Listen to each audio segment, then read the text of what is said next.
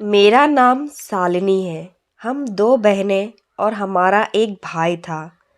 काफ़ी सालों से मेरा रिश्ता नहीं हो पा रहा था क्योंकि मेरे गाल पर एक निशान था। जो भी मुझे देखने आता वह मेरे इस निशान की वजह से मेरे रिश्ते से इनकार करके चला जाता था। लेकिन अब मेरे माता पिता ने फैसला किया कि वह मेरी छोटी बहन की शादी कर देंगे क्योंकि मेरी उम्र 30 साल हो चुकी थी और मेरी छोटी बहन ज़्यादा खूबसूरत है, इसलिए उसके रिश्ते आते रहते थे। मेरे माता पिता को लगता था कि कहीं ऐसा ना हो बड़ी बेटी के रिश्ते के चक्कर में छोटी बेटी की शादी की उम्र निकल जाए। मैंने भी अपने माता पिता को यही कहा था कि अब मेरे बारे में ना सोचे, जब मेरी किस्मत में मेरी शादी होगी तब हो जाएगी। अब आप मेरी छोटी बहन चांदनी के लिए रिश्ता तलाश कर ले और जल्द से जल्द उसकी शादी कर दे। मेरे माता पिता ने ऐसा ही किया। मेरी छोटी बहन चांदनी के लिए आज बहुत ही अच्छा और अमीर परिवार से रिश्ता आया था। लड़की वाले भी काफ़ी अमीर लोग थे। उनके 4 बेटे, उनमें से सबसे छोटे बेटे के लिए रिश्ता आया था। बाकी के 3 बड़े बेटे पहले से ही शादीशुदा थे और उनके घर में उनकी माँ भी रहती थी, जबकि पिता का देहांत हो चुका था। मेरी बहन चांदनी ने इस रिश्ते के लिए हाँ तो कह दिया था, लेकिन वह बहुत परेशान रहने लगी थी और हमेशा खोई खोई सी रहती थी। मेरी फैमिली रिश्ते से इनकार करने की कोई गुंजाइश ही नहीं थी क्योंकि लड़के वाले बहुत ही अच्छे थे और उनके परिवार में किसी चीज़ की कोई कमी नहीं थी, इसलिए रिश्ते के लिए इनकार नहीं हो सकता था। अगर वह इनकार करती तब भी मेरे पापा मेरी बहन की शादी कहीं और करवा देते क्योंकि पहले से ही मेरे रिश्ते में काफ़ी प्रॉब्लम आ रहे थे। मेरे पापा नहीं चाहते थे कि छोटी बहन के रिश्ते में भी कोई रुकावट आ जाए, लेकिन अब चांदनी ज़रूरत से ज़्यादा परेशान रहने लगी थी। मैं घर में सबसे बड़ी थी, मुझे अपने परिवार की सबसे ज़्यादा फिक्र रहती थी। मैंने अपनी बहन से बार बार पूछा, लेकिन उसने मुझे अपने परेशान होने की कोई वजह नहीं बताई। देखते ही देखते शादी का दिन भी करीब आ गया था। शादी वाले दिन जब मैं अपनी बहन के कमरे में गई उसे जगाने के लिए कि आज उसकी शादी है, आज तो वह कम से कम जल्दी उठ जाए, मगर मैं हैरान थी कि बिस्तर पर तो कोई भी मौजूद नहीं था, बल्कि पूरे कमरे में मुझे चांदनी कहीं नज़र नहीं आ रही थी। बेड पर चादर के अंदर तकियों को इस तरह रखा था जैसे हम समझे कि यहाँ पर चांदनी सो रही है। इसका मतलब वह रात के टाइम ही घर से भाग गई थी। शादी की सारी तैयारियाँ पूरी तरह से हो चुकी थी और आज मेरी बहन की बारात आने वाली थी। लड़के वालों का फ़ोन आया था कि वह लोग शाम के टाइम तक बारात लेकर हमारे घर पहुंच जाएंगे, लेकिन यहाँ पर तो दुल्हन ही गायब हो गई थी। मेरे पापा के सारे मोहल्ले में बहुत इज्जत थी क्योंकि हमारी फैमिली बहुत ही शरीफ थी। मेरे पापा को भगवान ने 2 बेटियां दी थी, लेकिन फिर भी कभी उन्होंने अपनी बेटियों को बेटे से कम नहीं समझा था। जैसा बिहेवियर हमारे छोटे भाई के साथ होता था वैसे ही हम दोनों बहनों के साथ ही किया जाता था। हम दोनों बहनों ने हमेशा अपने पिता की इज्जत रखी थी, लेकिन आज ना जाने मेरी बहन को क्या हो गया था और क्या सोचकर हमारे घर से गई थी। वह हमारे लिए एक मैसेज छोड़कर गई थी जिसमें लिखा हुआ था वह अपनी पसंद के लड़के के साथ जा रही है। मेरे माता पिता बहुत परेशान हो गए थे। उन्होंने मुझसे कहा कि मैं दुल्हन बनकर मंडप में बैठ जाऊं, लेकिन अगर मैं यह कुर्बानी देने के लिए तैयार भी हो जाती तो क्या लड़के वाले इस बात के लिए मान जाते? ये लोग तो मेरी बहन को पसंद करके गए थे। फिलहाल मुझे अपने माता पिता की इज्जत रखनी थी, इसलिए मैं उनके कहने पर दुल्हन बनकर मंडप में बैठ गई। जब तक बारात नहीं आई थी सब कुछ नॉर्मल था। फिर मेरी माँ ने लड़की की माँ को बुलाया। मेरी माँ और मैं उनको रो रो कर सारी बात बताई। उनके पैरों में गिर गई, कहने लगी हमें माफ़ कर दो, हम बहुत मजबूर हैं, हमारी इज्जत रख लो, हमारी बड़ी बेटी से अपने बेटे की शादी कर दो, प्लीज़ मान जाओ। अगर बारात वापस चली गई तो हमारी बहुत बदनामी होगी। मेरी माँ रो रो कर उनको यह बात बता रही थी। मेरी बहन के सास बहुत ही शरीफ औरत थी। वह लोगों की इज्जत का बहुत ख्याल किया करती थी। उन्होंने मेरी माँ के कंधे पर हाथ रखी और कहने लगी, आप फिक्र मत करो, आपको परेशान होने की ज़रूरत नहीं है। इसमें आपकी कोई गलती नहीं है। आपके साथ जो हुआ है आपकी बेटी ने किया है, इसमें आपका कोई कसूर नहीं है। हम आपकी बड़ी बेटी को अपने घर की बहू बना लेंगे और मैं अपने बेटे को अच्छी तरह से समझा दूंगी। उन्होंने उसी टाइम अपने बेटे को मंडप से उठाकर साइड में ले जाकर सारी बात समझा दी। फिलहाल जैसे तैसे मेरी शादी हो गई थी और मेरे माँ बाप की इज्जत बच गई थी और जल्दी जल्दी मेरी विदाई भी कर दी गई ताकि ज़्यादा देर ना लगे और लोगों को बातों करने का मौका ना मिले। मेरे माता पिता ने उनका बहुत सम्मान किया कि उन लोगों ने हमारी इज्जत रख ली थी। मेरे पापा ने कहा कि हमारी बेटी आपका हमेशा ख्याल रखेगी। कि मैंने भी विदा किया था कि जिस औरत ने मेरे परिवार की इज्जत बचाई है, मैं हमेशा उनके साथ अच्छा व्यवहार करूंगी। हालात जैसे भी हों, अपनी ससुराल में अच्छे से ही रहूंगी। मैं विदा होकर अपने ससुराल चली गई थी। मैं अपनी सास के सबसे छोटे बेटे की पत्नी बन गई थी और मेरी सास अपने छोटे बेटे से बहुत प्यार किया करती थी। उन्होंने कहा, तुम्हें परेशान होने की कोई ज़रूरत नहीं है। मेरी तीनों बड़ी बहू बहुत अजीब है। मैं उनको पसंद करके लाई थी उनकी खूबसूरती देखकर, लेकिन मुझे नहीं पता था कि हमेशा खूबसूरती ही काम नहीं आती। शादी होने के बाद उन्होंने अपना रंग दिखाना शुरू कर दिया था। तुम अपनी जेठानी की बातें एक कान से सुनकर दूसरे कान को निकाल देना। ये तुम्हारा अपना घर है और तुम इस घर को हमेशा अपना समझना। मैं भी बहुत परेशान थी, अपने माता पिता के लिए भी और अपनी बहन के लिए भी। ना जाने मेरी बहन किस हाल में होगी और उसने अपने इतने ज़्यादा प्यार करने वाले माता पिता की इज्जत को किस तरह से मिट्टी में मिला दिया था। लेकिन अब मेरी ज़िंदगी शुरू हो गई थी। मैं इस शादी के लिए बिल्कुल भी तैयार नहीं।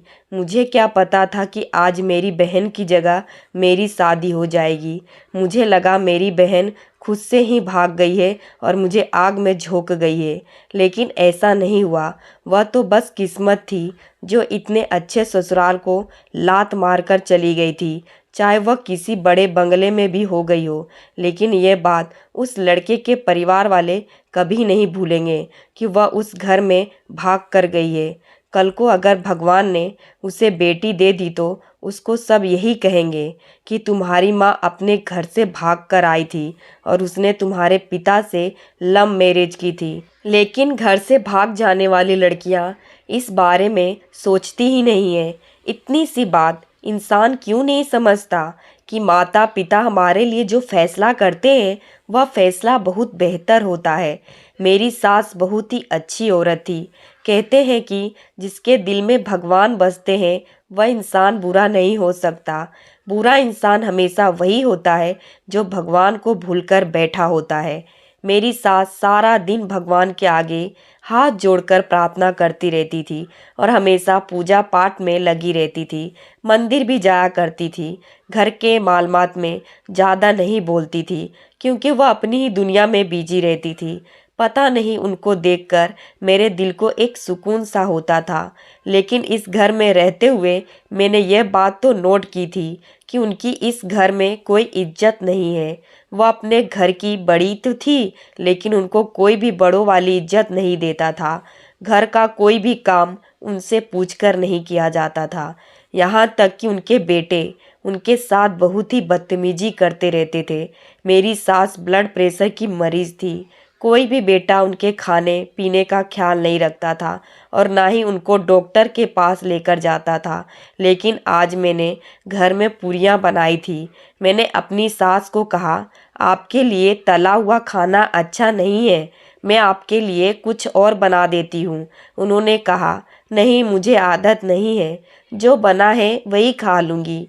पूरियाँ खाने से मेरा बीपी कंट्रोल थोड़ी हो जाएगा। मुझे सब पता है, लेकिन मैं किसी पर बोझ नहीं बनना चाहती। मैंने कहा, मैं अलग से आपके लिए खाने का कुछ बना देती हूँ, आप फिक्र मत करो। दूसरा खाना बनाने में ज़्यादा देर नहीं लगेगी। और मैंने अपनी सास के लिए खाना बना दिया तो मुझे थोड़ी देर हो गई थी। मेरा पति भी घर आ चुका था। वह कमरे में चला गया, लेकिन मैं पीछे नहीं गई। जबकि उसने मुझसे कहा, जैसे ही मैं घर आ जाऊं तो तुम भी कमरे में आ जाया करो। मैंने कहा, मैं आपकी माँ के लिए ही खाना बना रही थी, आपको इतना गुस्सा करने की क्या ज़रूरत है। मेरे पति ने उल्टा मुझ पर ही गुस्सा करना शुरू कर दिया। कहने लगे कि पिछले 1 घंटे से मैं घर आया हूँ, तुम मुझसे पानी के लिए भी नहीं पूछ सकती। तुम्हें कम से कम मेरा ख्याल तो रखना चाहिए। चलो मेरे लिए जाकर खाना लाओ। मैंने कहा, मैं तो आपकी माँ की ही सेवा कर रही थी, कुछ गलत नहीं कर रही थी। आपको तो इस बात से खुश होना चाहिए।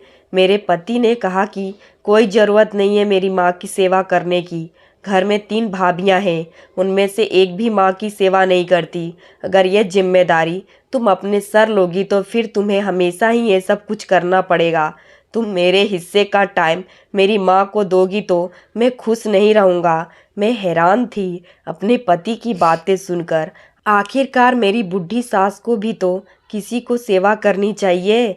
मेरे पति ने कहा, तुम मेरी माँ को छोड़ो, वह अपना ख्याल खुद रख सकती है। उनके पास बहुत पैसा था। मुझे इस बात पर अजीब लगा, लेकिन फिर भी मैं अपनी सास की सेवा करती थी, क्योंकि मैं यह बात नहीं बोल सकती थी कि एक दिन उन्होंने हम पर बहुत बड़ा एहसान किया था। अगर उस टाइम तो इनकार कर देती और सब लोगों के सामने हंगामा मचा देती तो हमारी इज्जत सबके सामने बर्बाद हो जाती।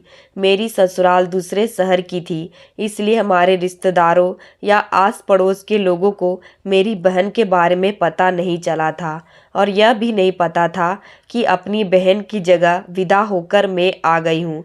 वह यही समझ रहे थे कि मेरी बहन विदा हो गई है और मैं अपनी जॉब के सिलसिले में दूसरे शहर चली गई हूँ।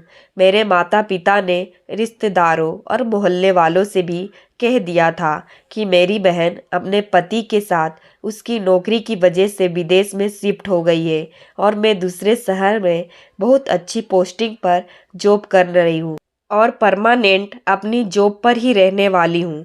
मैं काफ़ी पढ़ी लिखी थी और इसलिए मेरी जॉब भी अच्छी जगह लग गई।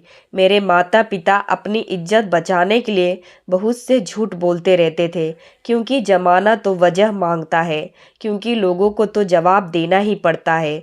गर्मियों का मौसम आ रहा था और मेरी सास ने सबके कमरे में एसी लगवा दिए थे और सबको शॉपिंग करने के लिए पैसे भी दिए थे।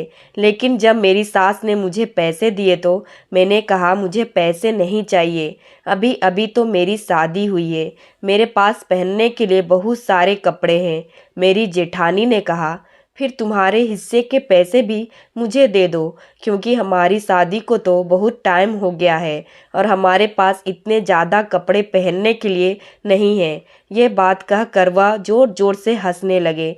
मेरी सास ने मेरी जेठानी से कहा, कोई बात नहीं, तुम्हें फिक्र करने की ज़रूरत नहीं है, ये शालिनी के पैसे हैं, जब इसको चाहिए होंगे वो मुझसे ले लेगी, मैं इन पैसों को अपने पास रख लेती हूँ। इस बात पर मेरी जेठानी ने कहा, आपके पास तो बहुत कुछ पड़ा हुआ है, लेकिन पता नहीं हमें कुछ मिलेगा भी या नहीं। इतना कहकर वह अपने कमरे में चली गई थी। मेरी तीनों जेठानियाँ मेरी सास को किसी न किसी बात पर ताने मारते रहती। मैंने अपनी सास से कहा, आप इन सब लोगों की बातें क्यों सुनते रहती हो? आप इस घर की बड़ी हो और इन लोगों को जवाब क्यों नहीं देती? उन्होंने कहा, मुझे जवाब देने की आदत नहीं है, मैं सब कुछ सहन करती रहती हूँ। इन सब की खुशकिस्मतियों समझो या मेरी बदकिस्मती कि तुम्हारे ससुर उनकी शादियों से पहले ही इस दुनिया से चला गया, नहीं तो आज इन लोगों की मेरे सामने बोलने की हिम्मत भी नहीं होती। और तुम्हारे ससुर इन लोगों को अच्छी तरह से ठीक कर देते। वह बहुत ही ज़्यादा कड़क इंसान थे। वह इस दुनिया से जल्दी चले गए। सारी जिंदगी उन्होंने पैसे कमाए, जब घर बैठने का वक्त आया तो सुख नहीं उठा सके। तभी तो यह बच्चे इस कदर बिगड़े हुए हैं। अब मेरी बात भी नहीं सुनते, इसलिए मैं इनके मैटर में कभी नहीं बोलती। लेकिन एक बात यह है कि मेरी तीनों जेठानियों के पास अभी तक कोई औलाद नहीं थी। उनकी शादी मेरी शादी से काफ़ी सालों पहले हो चुकी थी। मैं अपने पति से छुपाकर अपनी सास की सेवा करती थी और उनके कमरे में उनसे बातें करने के लिए आया करती थी, कहीं मेरे पति को पता न चल जाए। लेकिन एक दिन वह अचानक घर पर आ गए। तब मैं अपनी सास के कमरे में मौजूद थी और उनके पैर दबा रही थी। मेरी सास ने मुझे कहा कि तुम फौरन अपने कमरे में चली जाओ, वरना तुम्हारा पति आते ही तुम्हें बुरी तरह से डांट आएगा। मैं सोच रही थी डांट तो मुझे ज़रूर पड़ेगी। जैसे ही मैं अपने कमरे में गई तो मेरे पति ने कहा, जितनी चालाक तुम हो उतनी चालाक तुम लगती नहीं हो, लेकिन तुम बहुत ज़्यादा चालाक हो। मैंने कहा, तुम्हारा क्या मतलब है? तो मेरे पति ने कहा कि तुम मेरी माँ की सेवा इसलिए कर रही हो क्योंकि तुम्हें भी पता चल गया है कि सारी संपत्ति मेरे माँ के ही नाम है और वह जल्द ही अपनी वसीयत लिखने जा रही है। इस बात पर मैंने अपने पति से कहा, ऐसी कोई बात नहीं है, आपको गलत फहमी हो रही है। मैं उनकी सेवा सिर्फ इसलिए करती हूँ क्योंकि उन्होंने हम पर बहुत बड़ा एहसान किया है। मेरे पति ने कहा, इसमें तुम्हारा कोई कसूर नहीं है। इस बात पर मैंने राहत की सांस ली।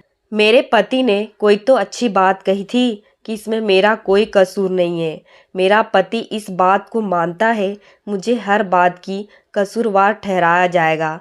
मेरी बहन की ना तो कोई कॉल आई थी और ना ही उसके बारे में हमें कोई खबर मिली थी और उसने हमसे बात करने की कोई कोशिश भी नहीं की थी। यही सब सोच सोचकर मुझे रोना आ गया था। ऐसी लौट कर गई थी कि दोबारा वापस ही न आई। एक दिन मेरे बड़े जेठ के कमरे से लड़ाई की आवाज़ें आ रही थी, यहाँ तक कि मेरे पति की आंख भी खुल गई थी। उन्होंने कहा कि यह सब तो यहाँ पर रोज का काम है। अगले दिन चारों भाई बहन बैठे थे और मुझे सब लोगों के लिए जूस बनाने के लिए कहा था। मैं सब लोगों के लिए जूस लेकर आ गई थी। मैंने सुना वहाँ पर सब वसीयत के बारे में बात कर रहे थे। रात के टाइम पर वह लोग मेरी सास के कमरे में चले गए थे और उनसे किसी बात पर पूरी तरह से बहस कर रहे थे। ऐसे लगता था जैसे लोग अपनी माँ को मार देंगे। मेरी सास ने कहा कि मैं मर तो नहीं रही जो तुम लोगों को वसीयत ले पाने की इतनी जल्दी आ रही है। तुम लोगों को शर्म नहीं आती इस तरह की बातें करते हुए? सब कुछ तुम लोगों का ही तो है। मेरे तीनों जेठ और उनकी पत्नियां का मेरी इस सास से यही कहना था कि अपने जीते जी आप हमें हमारा हिस्सा लिख कर दे दो, नहीं तो बाद में बहुत परेशानियां होंगी। फिर अभी तो आपके साइन करने से सब कुछ ठीक हो जाएगा, बाद में सब भाई आपस में बुरी तरह से लड़ेंगे और बहुत सारी परेशानियां खड़ी हो जाएंगी। अगर हमारे पिता जिंदा होते तो अब तक यह सब कुछ हमारे नाम कर चुके होते। मेरी सास ने कहा, पिताजी होते तो तुम सब लोगों के मुंह पर थप्पड़ मार देते कि तुम लोगों की माँ जिंदा है और तुम लोगों को वसीयत की पड़ी है। मैं सारा घर चला रही हूँ, तुम लोगों के अच्छे बुरे सारे खर्च होते हो। घर में राशन भी मेरे पैसों से ही आता है। तुम लोगों ने कभी एक पैसा घर में खर्च नहीं किया है। हर वक्त तुम लोग अपनी फैमिली पर ही खर्च करते हो। कभी किसी ने मेरा भी ख्याल नहीं किया और मैं हूँ कि हमेशा तुम लोगों का ही ख्याल करती हूँ। फिर भी तुम लोग आज मेरे सामने खड़े होकर मुझसे इस तरह की बातें कर रहे हो। पहले तो 20-30 हजार में घर चल जाता था, अब तो लगभग 1 लाख से ज़्यादा खर्च करने पर भी घर का खर्चा नहीं चलता। मेरी सास बहुत पढ़ी लिखी औरत थी और वह अच्छी सोच रखती थी। उन्होंने अपने बेटे से सीधी बात कर दी। उनकी बात सुनकर उनके बेटे खामोश हो गए थे। इस मैटर में बोलने लगी तो मेरे पति ने कहा, तो तुम्हें ज़्यादा बोलने की ज़रूरत नहीं है। मेरे पति कहने लगे, भाभीियों को देखो, हर बात में अपने पति का साथ देती है और तुम मेरी माँ की नौकरानी बनकर रह गई हो। ऐसा लगता है शायद तुम्हारी बहन तुमसे ज़्यादा समझदार होगी। तुमसे शादी करने से अच्छा था कि मैं तुम्हारी बहन से ही शादी कर लेता। हम दोनों पति पत्नी इसी बात को लेकर खूब बहस कर रहे थे और बस किया छोटी सी लड़ाई बहुत ज़्यादा बड़ी बन गई थी। उन लोगों ने ज़बरदस्ती अपनी माँ को इंसल्ट करना शुरू कर दिया था ताकि बहुत तंग आकर खुद ही अपनी जायदाद अपने बेटों के नाम कर दे। घर में हर रोज़ लड़ाई झगड़ा होने लगे थे। मेरी सास ने कहा, जब तक मैं जिंदा रहूं तब तक ऐसा नहीं होगा। मैं अपने जीते जी तुम लोगों के नाम कुछ भी नहीं करूंगी। घर में बड़ी परेशानी वाला माहौल हो गया था। मैं भी परेशान रहने लगी थी और मेरी सास भी परेशान थी। मेरी सास ने कहा कि मेरा दिल कर रहा है कि मैं अपने बेटे को कुछ ना दूं क्योंकि यह लोग किसी चीज़ के भी काबिल नहीं थे। मेरी सास ने अपने बेटों से कहा कि मेरे पति ने सब कुछ बनाया है, तुम लोगों ने नहीं बनाया है। तुम लोगों को घर मिल रहा है, खाना मिल रहा है, यही तुम लोगों के लिए काफ़ी है। इसी में तुम लोगों को खुश हो जाना चाहिए। मेरी सास ने अपने बेटों से यहाँ तक भी कह दिया था, दिल तो करता है कि अपनी सारी जायदाद गरीबों को दान कर दूं और सुकून से मर जाऊं। मेरी सास बहुत ही ज़्यादा परेशान अपनी औलाद रहती थी। के लिए कितनी परेशानियां झेलता है और अपने बच्चों को कितनी तकलीफ से पैदा करता है। इसके बाद भी तकलीफ है। जब तक जिंदा रहता है बच्चों के बारे में सोचता रहता है। मेरी सास ने कहा, मैं 4 बेटे की माँ हूँ लेकिन आज मुझे इस बात पर बहुत शर्मिंदगी हो रही है। मेरा एक भी बेटा ऐसा नहीं है जिसने कभी मेरा ख्याल किया हो। उधर मेरी सास के बेटों ने प्लान बना लिया था कि प्रॉपर्टी के पेपर बनवा लेते हैं और इस पर माँ के साइन की बजाय उनका अंगूठा लगवा लेते हैं। वह लोग धोखाधड़ी से ये काम करना चाहते थे। उन्होंने सोचा कि उनकी माँ को भी पता नहीं चलेगा, ज़बरदस्ती अंगूठा ले लेंगे। लेकिन ये बात मेरी सास ने सुन ली थी और अपने बेटों की बहुत सारी बात सुननी थी, यहाँ तक कि वह रो रो कर बेहोश हो गई थी। उन्होंने अपने बेटों से इतनी भी ज़्यादा बुरी उम्मीद नहीं थी। उनके बेटे ज़्यादा गिर गए थे। उन्होंने कहा कि मुझे नहीं पता था मेरे बेटे इस हद तक गिर गए हैं। अब उन्होंने हद ही पार कर दिए।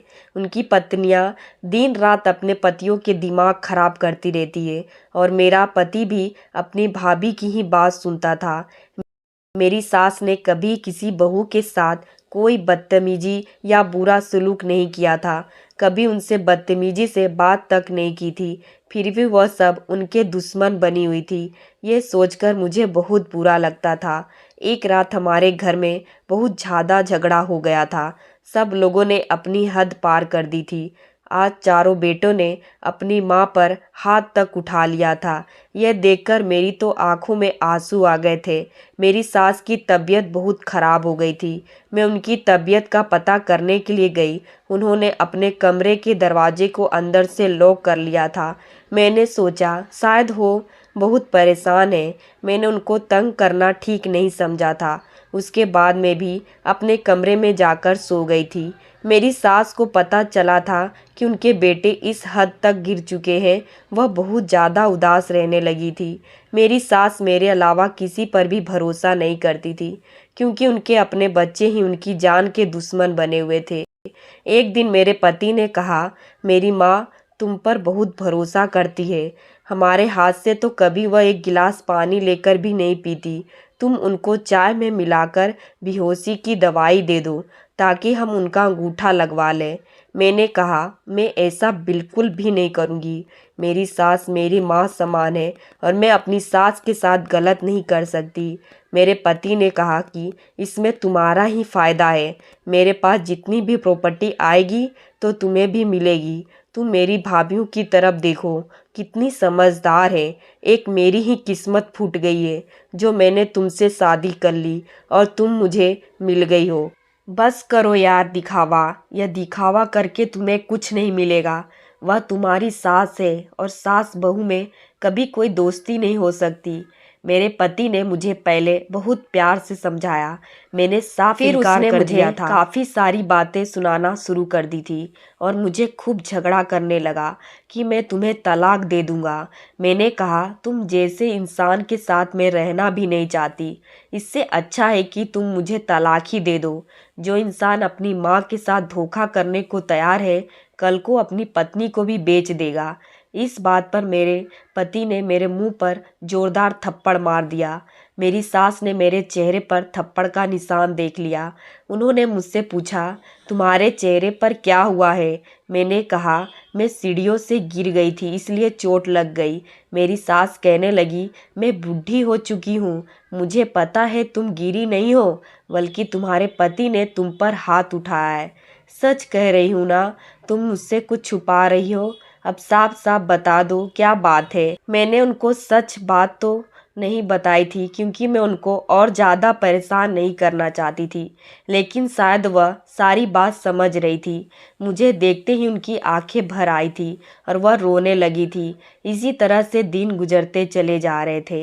एक दिन ना जाने क्या हुआ, मुझे रात को टाइम से पहले ही नींद आ गई थी, लेकिन लगभग रात के 2 बजे अचानक मेरी सास के चिल्लाने की आवाज़ आने पर मेरी आँख खुल गई। मैं उनके कमरे की तरफ भागी। जैसे मैं उनके अपने सास के कमरे में गई, मैंने देखा मेरी सास के चारों बेटे और उनकी पत्नियां वहां पर खड़ी हुई थी। मैं हैरान थी कि अब न जाने क्या हो रहा है। सामने का नज़ारा देखा तो मैं समझ गई थी, और यह देखकर मेरे सर पर आसमान टूट पड़ा था। मुझे रह रह कर रोना आ रहा था। मैं बुरी तरह से रो रही थी, क्योंकि वह सब लोग अपने प्लान में कामयाब हो गए थे।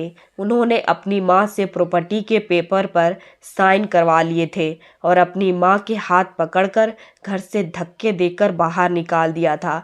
सुबह के 5 बज गए थे। मेरी सास घर में नहीं थी। घर के आंगन में उनका खींचने के निशान फर्श पर स्पष्ट साफ दिखाई दे रहे थे। चारों भाइयों ने अपनी माँ के साथ बहुत बुरा किया था और वह सब बहुत खुश नजर आ रहे थे। उनके हाथ में प्रॉपर्टी के कागज आ गए थे। जब मैं उन लोगों से कहा कि आपने अपनी माँ के साथ बहुत बुरा किया है, भगवान कभी आप लोगों को माफ़ नहीं करेगा। ये सुनकर मेरे बड़े जेठ ने मेरे पति को कहा कि अब तुम्हारे पास बहुत दौलत आ गई है, इस जैसे तुम्हें कई लड़कियां मिल जाएंगी। मैं तो कहता हूँ कि अभी इस धक्के देकर अपने घर से निकाल दो, नहीं तो कल होके ये सबको बता देगी और हम लोग फंस जाएंगे। मैं उन लोगों से कहना तो बहुत कुछ चाहती थी, लेकिन इस टाइम मेरे दिमाग में यही बात चल रही है, ना जाने मेरी सास कहाँ है। मैं जाकर अपनी सास की मदद करूं, जिनके साथ इन सब लोगों ने बहुत बुरा किया था। सारी प्रॉपर्टी अपने नाम करवाने के बाद उन्हें घर से बाहर फेंक दिया था, तो मैं फ़ौरन घर से बाहर निकलकर जाने लगी थी। जाने से पहले मैंने उन सब लोगों से इतना ज़रूर कहा था, तुम लोगों ने जो पाप किया है अपनी माँ के साथ, उसकी सज़ा तुम्हें ज़रूर मिले। एक माँ की बददुआ तुम लोगों को जीने नहीं देगी। उन्होंने मुझसे कहा, तुम अपनी आंखें खोलकर देखो, हमारे हाथ में प्रॉपर्टी के पेपर आ गए हैं। हमें सज़ा नहीं मिल सकती, बल्कि हमारे तो अच्छे दिन आने वाले हैं। मेरे पति ने कहा, आज के बाद यहाँ आने की कोई ज़रूरत नहीं है। मैं तलाक के पेपर्स तुम्हारे घर भिजवा दूंगा और तुम्हारे परिवार वालों को बदनाम कर दूंगा। ये बात सुनकर मेरी आंखों में आंसू आ गए थे। मैं फ़ौरन उस घर से बाहर निकलकर आ गई और अपनी सास की तलाश करने लगी। लेकिन जैसे ही मैंने घर से बाहर कदम रखा, मैंने अपने दोनों कानों पर हाथ रख दिया, क्योंकि हमारे घर में अचानक ही ब्लास्ट हो गया था। शायद हमारे घर में सिलेंडर फट गया। घर में बुरी तरह से आग लग गई थी। वहाँ पर बहुत ज़्यादा लोगों की भीड़ जमा हो गई थी। फायर ब्रिगेड भी बुलाया गया था। घर पूरी तरह से जलकर राख हो गया था। मैंने कितनी खतरनाक आग पहले कभी नहीं देखी थी। यहाँ तक कि मैं काफ़ी दूर चली गई थी। थोड़ी देर बाद इतना ज़ोरदार धमाका हमारे घर पर हुआ था कि मैंने अपने कानों को बंद कर लिया था। इस हादसे की वजह से बहुत सारे घरों पर भी असर हुआ था, लेकिन मेरी ससुराल का घर पूरी तरह से बर्बाद हो गया था। जब मैंने यह सब कुछ देखा, मैं हैरान रह गई थी। उसके बाद मेरी नज़र आसमान की तरफ चली गई थी कि क्या यह लोगों को सज़ा मिली थी, क्योंकि घर को देखकर तो ऐसा ही लग रहा था कि कोई भी जिंदा नहीं बच पाया होगा। शायद मेरी ज़िंदगी लिखी हुई थी। तभी तो मैं फ़ौरन ही उस घर से बाहर निकल आई थी। मैंने अपने सास की तलाश कर लिया था। उनको अस्पताल में एडमिट भी करवा दी थी। उनका ट्रीटमेंट करवाया। कुछ दिन बाद मेरी सास का हार्ट ठीक हो गया था, पता चल गया कि उनके तीनों बड़े बेटे इस दुनिया से जा चुके हैं और तीनों बहुएं भी बुरी तरह से जल गई थी और वह भी इस दुनिया में नहीं रहे थे। लेकिन उनका सबसे छोटा बेटा जो मेरा पति था, उसकी हालत अभी भी सीरियस थी और वह अस्पताल में एडमिट था। वह जिंदा तो था मगर कुछ बोल नहीं पा रहा था। यह खबर मैंने अपनी सास को बताई तो वह खामोश हो गई थी। ऐसा लगता था या तो वह कोमा में चली गई थी या उनको समझ नहीं आ रहा था कि मैं क्या करूं। लेकिन कुछ दिनों बाद खबर आई थी कि इलाज के दौरान मेरा पति भी इस दुनिया से चला गया था। अब हम सास बहू अकेले ही बचे थे। काफ़ी दिनों के इलाज के बाद मेरी सास बिल्कुल ठीक हो गई थी। मेरे पति की हालत बहुत ही ज़्यादा सीरियस थी, इस वजह से डॉक्टर उन्हें बचा नहीं पाए थे। मैं अपनी सास के पास उनके दूसरे घर में रहती हूँ जो पहले उन्होंने किराए पर दिया हुआ था। मैं अपनी सास को अकेला नहीं छोड़ सकती थी। जॉब करती हूँ और अपना और अपने सास का बहुत ख्याल रखती हूँ। मेरी सास मुझे अपनी बेटी की तरह ख्याल रखती है। उनके बेटे ने तो लालच ही पार कर दी थी, लेकिन उन सब लोगों को उनके किए की सज़ा मिल गई थी। भगवान ने उनको दुनिया में ही सज़ा दे दी थी और इस हादसे के बाद काफ़ी लोगों को ये बात पता चल गई थी कि किसी माँ का दिल दुखाने की बहुत बड़ी सज़ा होती है। इसलिए कभी भी अपनी माँ का दिल नहीं दुखाना चाहिए। एक ही होती है जो हम लोगों की अच्छी बुरी परेशानी को समझ जाती है। बुढ़ापे में अगर हम अपने माता पिता का सहारा नहीं बनते तो यह हमारी सबसे बड़ी गलती है। माँ बाप को नाराज करने वाला कभी खुश नहीं रहता और उस इंसान से भगवान भी नाराज हो जाते हैं। मैं जॉब करती हूँ और मैं और अपनी सास का खर्चा उठाती हूँ। हम सास बहू इज्जत की ज़िंदगी जी रहे हैं और बहुत ही बेफिक्र हैं। तो दोस्तों, कहानी कैसी लगी कमेंट करके ज़रूर बताइएगा और हाँ, इस वीडियो को लाइक और इस चैनल को सब्सक्राइब कर लीजिएगा ताकि आपको इस तरह की कहानियाँ हमेशा सुनने को मिले। धन्यवाद।